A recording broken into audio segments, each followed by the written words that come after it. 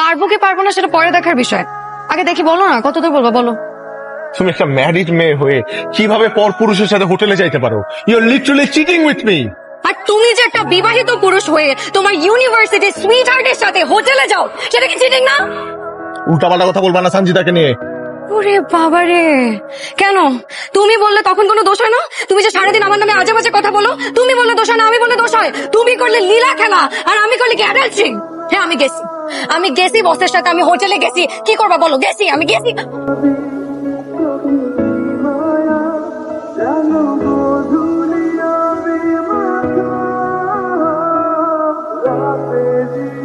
দাদু ভাই, দাদু ভাই, দাদু ভাই,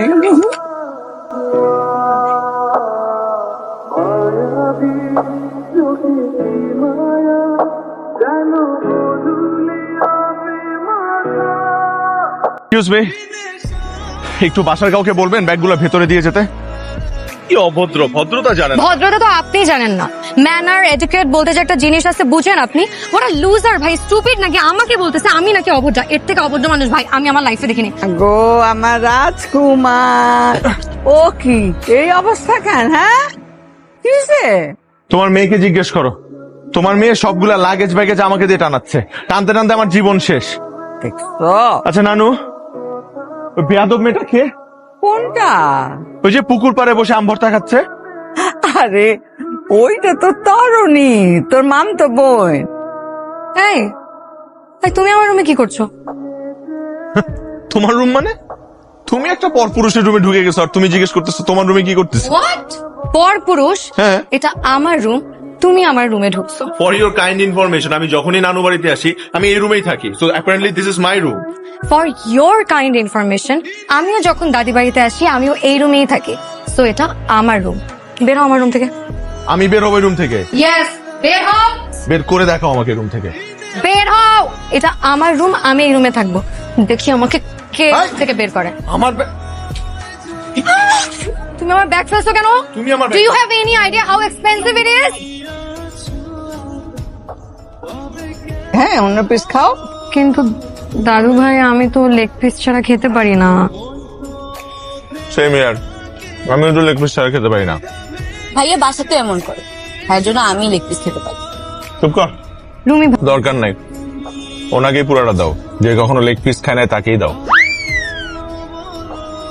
কি বললাম? আমি কখনো লেগ পিস খাই নাই? তাই তো মনে হচ্ছে। তোমার কি মনে হয় আমাকে? আহা, আমি খাবোই না।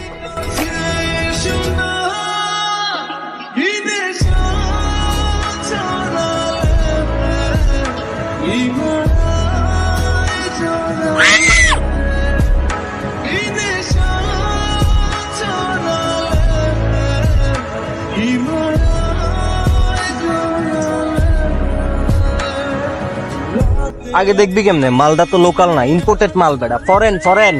Hi baby, hello sexy. এই মিয়া মাল লিখে মারলাম কেন? আপনাদেরকে শেখানোর জন্য মারলাম যে মেয়েদেরকে কিভাবে সম্মান করতে হয়। কিভাবে সম্মান দিতে হয়, এটা কি তোর থেকে আমাদের শিখা লাগবে বেটা? এই শিখা লাগবে তো, কারণ এটা আপনারা জানেন না।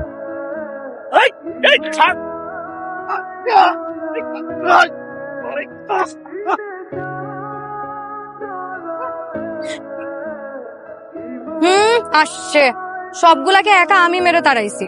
দেখ আমাকে দেখে কিছু শেখ। Lady gangs.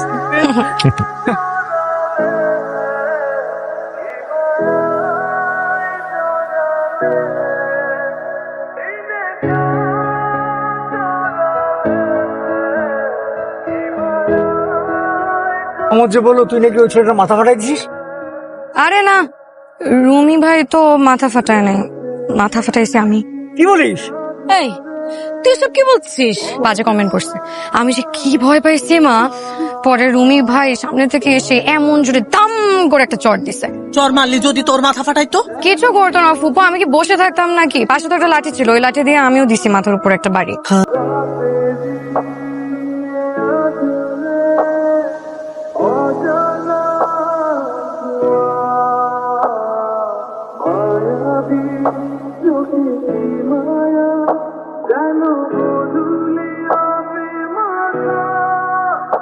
Finish.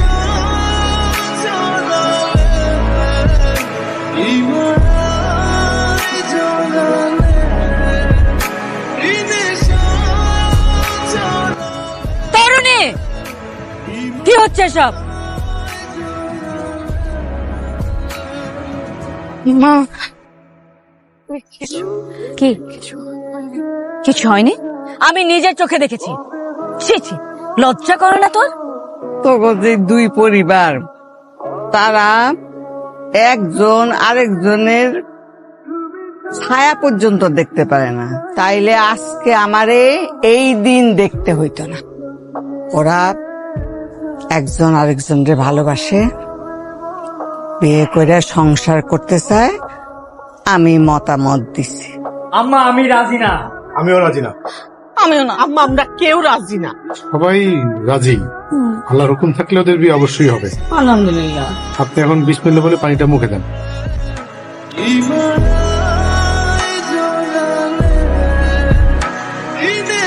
তোমার বিয়ের শাড়ি কোথায়?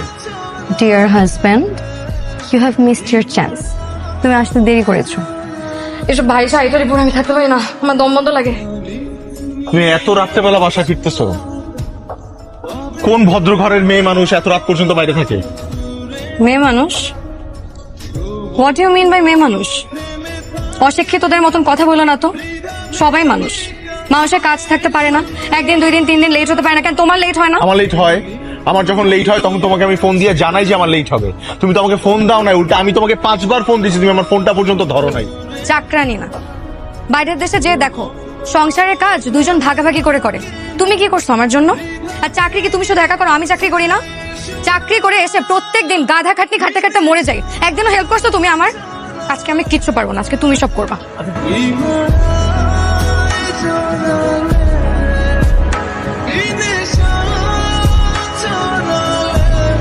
তোমার না এটা বারান্দায় নেড়ে আসার কথা? হ্যাঁ, আমি যে সামনে একটু রাখছি, আমি নেড়ে দিচ্ছি। জি না, আমি না দেখলে তুমি এটা বিছানার উপরে রেখে দিতে।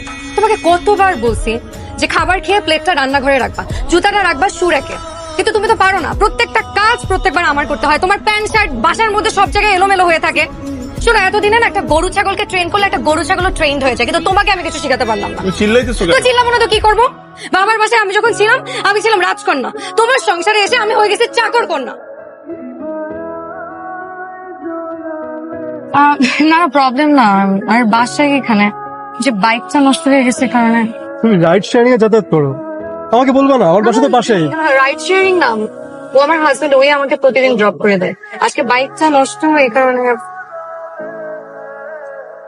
না রে, আগে বলবা না? আসলে আমাদের বিয়েটা এত হুট করে হয়ে গেছে, এই কারণে কাউকে ইনফর্ম করা হয়নি। পরিচয় করে দিবা না? উনি হচ্ছে আমাদের অফিসের সিইও আসিফ চৌধুরী, আর আসিফ ভাই রুমি আমার হাজবেন্ড। একটা কোম্পানিতে ব্র্যান্ড ম্যানেজার হিসেবে আছি। Hello, nice to meet you. Nice to meet you too. If you don't mind, আমি ওকে দীপ্তি। কেন? না না, আমার বাইক তো ঠিক হয়ে যাবে।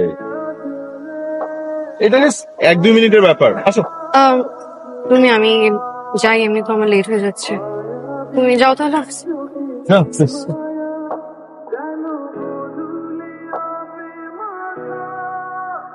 Finish